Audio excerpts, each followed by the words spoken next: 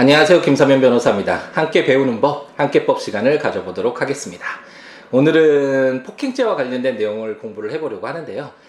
지난번에 말씀드렸던 것처럼 이제 매주 목요일 6시 30분부터 7시 30분까지 실시간 방송을 통해서 무료 법률 상담 그리고 함께 이야기 나누는 시간을 가져보려고 하니까 폭행과 관련된 오늘 공부한 내용에서도 의문점이 있거나 그동안의 강의 내용에서 궁금한 점이 있으셨다면 목요일날 6시 반에 함께 만나 뵙고 이야기 나누는 그런 시간을 가져보도록 하겠습니다.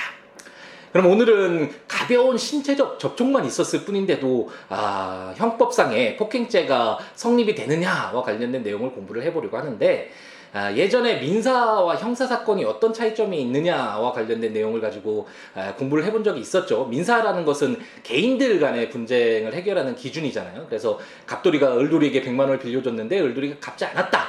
그랬을 때 민사적으로 어떻게 갑돌이의 권리를 보호할 것인가와 관련된 이런 개인들 간의 분쟁을 해결하는 기준이 민사법이라고 한다면, 형사법, 그 공법이라는 것은 개인들 간의 문제가 아니라 국가가 등장을 하게 되죠. 이 형법만 하더라도 형법에 어떤 금지되는 행위들을 규정을 해두고, 만약 일반 국민 중에 그런 금지된 행위를 하는 자가 있다면 국가가 죄가 성립되는지를 판단해보고, 만약 죄가 성립된다면 형벌을 가하는 그런 구조를 가지고 있는 사건이 형사사건이라고 할 수 있겠죠.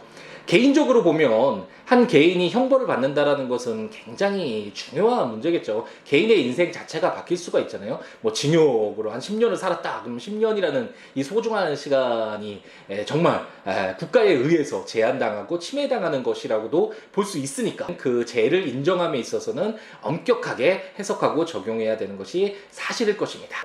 이런 점에 비추어 봤을 때 과연 가벼운 신체적 접촉만 있었을 뿐인데도 형법상의 폭행죄라고 해서 범법자로 만드는 것이 정말 타당한가라는 것이 의문이 들 수 있는데, 한번 과연 죄가 성립되기 위한 요건이 어떤 것이 있는지, 그리고 가벼운 신체적 접촉이 있었을 때 이러한 행위도 형법상의 폭행죄가 인정되어야 하는지와 관련된 내용을 한번 가볍게 공부를 해보도록 하겠습니다. 우선 형법상 죄가 성립되기 위한, 죄가 인정되기 위한 세 가지 요건을 한번 볼까요? 우선 구성 요건에 해당이 되어야 되고, 위법성이 없어지는, 위법성이 조각되는 사유가 있는지를 살펴보아야 되고, 마지막으로 책임이 조각되는 사유가 있는지를 살펴봐야 되거든요. 이렇게 세 가지 요건을 모두 엄격하게 해석해 봐서 이런 세 가지 요건을 모두 충족해야지만 죄가 성립되도록 이렇게 형법은 그 어떤 논리를 마련을 해두고 있습니다. 우선 구성요건 해당성이라는 것은 어떤 행위가 있을 때 그 행위가 형법에 규정된 금지된 행위와 일치하느냐, 이런 구성요건, 절도라고 하면 타인의 물건을 훔치는 그런 어떤 구성요건이, 지금 갑돌이가 어떤 을돌이의 지갑을 가지고 갔다, 이런 행위가 그 형법상에 규정되어 있는 절도죄의 구성요건에 일치하는가를 따져보는 것이 구성요건 해당성 요건이라고 할 수 있고, 이렇게 구성요건에 해당하는 행위가 있었지만 만약에 그런 행위가 위법하지 않는다면, 만약 갑돌이가 을돌이를 때렸는데 을돌이가 그걸 계속 맞다가 목숨에 정말 위협을 느껴서 소뚜껑을 들고 이걸 막다가 갑돌이가 부상을 입게 됐다. 이랬을 때 갑돌이의 행위 자체는 소뚜껑을 가지고 갑돌이에게 상해를 입힌 그런 행위가 될 수 있겠죠. 하지만 이것은 자신의 목숨을 보존하기 위한, 갑돌이가 먼저 폭행과 상해를 가했기 때문에 이를 막기 위한 행위였잖아요. 그러면 폭행, 상해의 어떤 구성요건에는 해당하지만 정당방위로서 위법하지 않다고 볼 사정이 있을 수 있겠죠. 이것처럼 위법성이 조각될 수 있는, 없다고 볼 수 있는 그런 사유가 있는지도 한번 엄격하게 봐야 되고, 만약 구성요건에도 해당하고 위법한 행위다. 그런데 만약 어떤 자의 행위가 전혀 어떤 판단을 할 수 있는 심신상의 능력이 전혀 없는 자가 그런 행위를 했다든지, 아니면 가족들을 볼모로 해서 정말 어쩔 수 없이 강요된 행위로 인해서 어쩔 수 없이 그런 행위를 할 수밖에 없었는지, 이런 어떤 비난 가능성이 있는지 여부를 판단을 하는 것이 이제 책임과 관련된 문제인데, 이런 책임을 조각하는 사유가 있는지까지 이렇게 검토를 하게 됩니다. 이처럼 형법은 아까 말씀드렸던 것처럼 엄격하게 적용을 해서 정말 억울하게 형벌을 받는 자가 없도록 해야 되는데, 그렇기 때문에 어떤 자의 행위가 있다면 무조건 너는 죄가 성립돼, 그러니까 형벌을 받아야 돼, 이렇게 판단을 하는 것이 아니라 그 자의 행위가 형법상에 규정되어 있는 그런 구성요건에 해당되는지, 그런 구성요건에 해당되는 행위더라도 위법하다고 볼 수 없는 그런 사유가 있는지, 그리고 구성요건에 해당하고 위법하다고 하더라도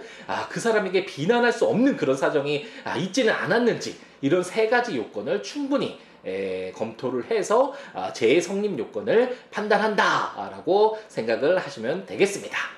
이처럼 어떤 죄가 성립되는지 여부는 굉장히 엄격하게 바라보게 되는데요. 그러면 우리가 처음에 주제로 삼았던 가벼운 신체적 접촉이 과연 형법상 폭행죄에 해당되는지와 관련돼서 한번 살펴본다면, 형법 제260조를 보면 사람의 신체에 대하여 폭행을 가한 자는 2년 이하의 징역 500만 원 이하의 벌금, 구류 또는 가료에 처한다라고 규정을 해서, 사람의 신체에 대하여 폭행을 가한 것을 구성 요건으로 하겠죠. 그렇기 때문에 만약 사람에 대해서 유형력의 행사, 이 신체적 접촉도 유형력의 행사라는 것이 어떤 물리적인 힘을 가하는 행위잖아요. 이 나의 어떤 신체를 움직여서 상대방의 신체와 접촉했다라는 것은 그 사람에 대한 어떤 물리력, 유형력의 행사가 있었다고 볼 수 있겠죠. 그렇기 때문에 그러한 행위도 구성요건에 해당할 가능성이 높을 것입니다. 물론 주관적인 구성요건으로서 고의가 인정되는지 여러 가지를 검토를 해야 되겠지만, 우선 가볍게 오늘은 신체적 접촉이 있었던 그런 부분들을 좀 강조해서 본다면, 이러한 행위도 구성요건에 해당할 가능성이 높고, 상대방의 폭행을 피하기 위한 정당방위거나, 아까 설명드렸던 소뚜껑 사건에서 그런 행위거나, 아니면 복싱 시한과 같이 상대방이 그건 때려도 된다라는 승낙을 한 거잖아요. 이걸 상대방의 승낙, 피해자의 승낙이라고 하는데, 이러한 어떤 위법성 조각 사유가 없다면 그러한 행위는 위법성 조각 사유가 없기 때문에 구성요건 해당성, 위법성 조각 사유, 이 두 단계는 이제 통과가 된다라고 보아야 되겠죠. 그리고 마지막으로 그러한 행위를 한 자가 의사결정을 전혀 하지 못할 정신상태를 하거나 상대방의 강요로 인해서 불가피한 행위였다는 등의 어떤 그런 사유가 없다면 이러한 책임 조각 사유도 없다라고 봐서 구성요건 해당성, 위법성 조각 사유, 그리고 책임 조각 사유, 이런 세 가지 요건을 모두 통과를 한다라고 보아야 하겠죠. 그렇기 때문에 제가 담당했던 사건에서도 이런 경우가 상당히 많이 있었거든요. 어떤 행위를 하신 의뢰인분이 나는 절대 때리지 않았다, 가볍게 밀었을 뿐이다, 단순히 몸만 부딪혔다, 아니면 심지어 옷깃만 부딪혔을 뿐이다 라고 이야기하시면서 폭행죄가 아니다 라고 주장하시는 분들이 상당히 많이 계시는데, 지금 보았던 것처럼 특별한 그런 사유들, 물론 여러 가지 그런 요소들을 감안을 해야 되겠지만, 어떤 유형력의 행사, 신체적인 그런 접촉이 있었다면 우선적으로, 그리고 그러한 행위로 인해서 위법성을 조각하거나 책임을 조각할 그런 사유가 없었다면 형법상의 폭행죄가 성립될 가능성이 굉장히 크다라고 보시면 되겠습니다. 그렇기 때문에 현대사회에서 굉장히 화가 나는 일들도 많죠. 여러 가지 이해관계가 충돌하면서 다툼이 있고, 그래서 화가 나서 정말 폭력을 행사하고 싶은 그런 마음이 드는 상황들이 많이 발생할 수 있는데, 이러한 자신을 가볍게 생각할 수 있는 그런 행위가 피해자에게는 엄청난 큰 상처가 될 수 있고, 이 형법상에서도 폭행죄에 해당돼서 범법자가 되잖아요. 뭐 벌금이 나온다거나 뭐 징역이 나온다는 이런 형벌을 부과받는 것도 굉장히 큰 부담이긴 하지만, 이제 범법자가 돼서 사회생활을 하는 데 있어서 굉장히 제한을 받는 경우가 많이 있고, 이런 어떤 큰 피해가 있을 수 있기 때문에 그러한 상황이 발생을 한다면 우선 한번 꾹 참고, 김사면 변호사의 함께법, 함께 배우는 법, 이 시간에 가볍게 신체가 부딪히더라도 폭행죄가 성립될 가능성이 있다더라 라는 거 한번 떠올리시면서 한번 참고 어떤 상대방과 신체적 접촉이 가하는 그런 경우가 없도록 그런 상황을 피해야 되는 노력이 있어야 되지 않을까 생각을 해봅니다. 네, 오늘은 폭행죄와 관련된 내용을 가지고 공부를 해봤는데요. 처음 도입부에 말씀드렸던 것처럼 궁금한 점이 있으신 분은 매주 목요일 6시 30분에 실시간 방송을 진행을 하려고 하니까 찾아오셔서 여러 가지 의문점들 이야기 나누는 시간 가져봤으면 좋겠습니다. 감사합니다.